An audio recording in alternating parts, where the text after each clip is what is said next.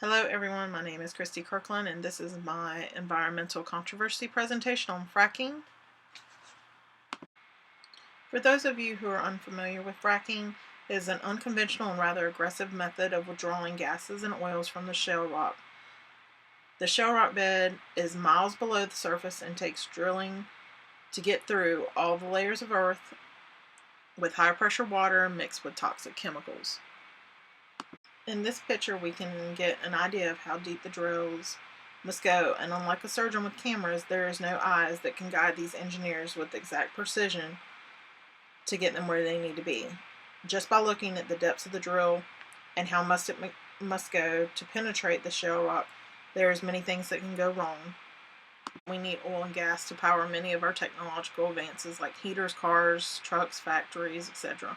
And instead of buying and shipping liquid petroleum from other countries, running the risk of oil spills, this is a much cleaner way. However, it does have the potential to be disastrous for our water aquifers, surfaces, and atmosphere. Looking at this map, you can tell with the orange shading that there is no specific distribution of population for fracking. There are about 15 different states that have small wells being drilled for fracking, and the largest states is North Dakota, Texas, Michigan, and Wyoming.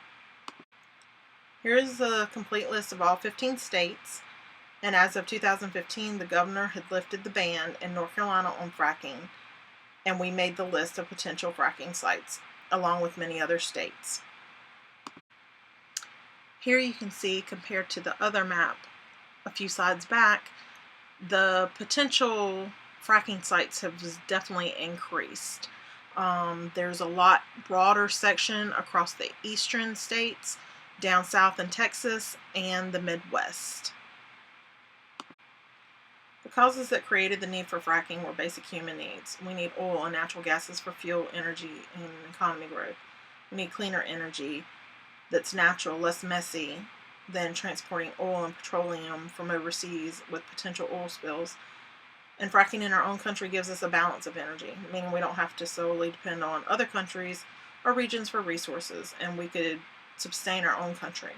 Not to mention, there is an abundant amount of natural resources in the ground for us to access. With all the reasons why we need and have starting fracking, there are just as many reasons more that can go wrong and affect not just our health negatively, but our environment as well. Some of the negative impacts is that we are damaging our aquifers, contaminating our drinking water. Another is that it takes about 7 million gallons of water to actually drill a well, and about 30% of that water is lost for good. Large amounts of emissions released as the trucks come and go off the pad sites where the well is built and drilled, and the diesel that it takes to work the pumps and the trucks coming in and out, causing elevated air pollution. Also, the unknown toxic chemicals that seep into the ground during the drilling process that may rise back to the surface and mix in with our water aquifers. None of this even touches on the health issues that people can get from contaminated soil, water, and air who live close to these sites.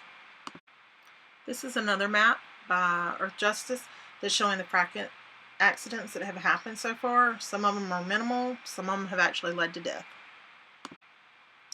Some solutions that could be recommended on the governmental policy side would be better regulations for companies who do drilling. I believe everything should be done also in moderation, especially concerning our natural resources. Nothing lasts forever. And there was a big difference between the two maps of what we have already tapped into and what we're potentially going to tap into. As many technological people as we have in this country, I also think that we can come up with a less aggressive and more environmentally friendly type of solar drill.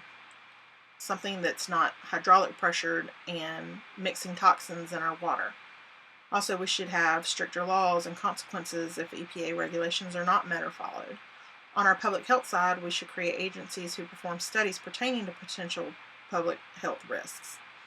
An article by Finkel and Hayes in 2016 spoke of an epidemiology study to be conducted to assess the strengths of association among the risk factors and health problems of people that are around drilling sites. Also, agencies to determine what exactly is happening when the shale is open and gases are released into our atmosphere. We also need to find out what's going on with our surface water and our aquifers that are underground that could be affected by the drilling. EPA should also study the radioactive levels produced and how it affects not just the human life, but all species and things affected by fracking in general. This is a list of my references that I used for my project. I hope everybody enjoyed it, and again, thank you.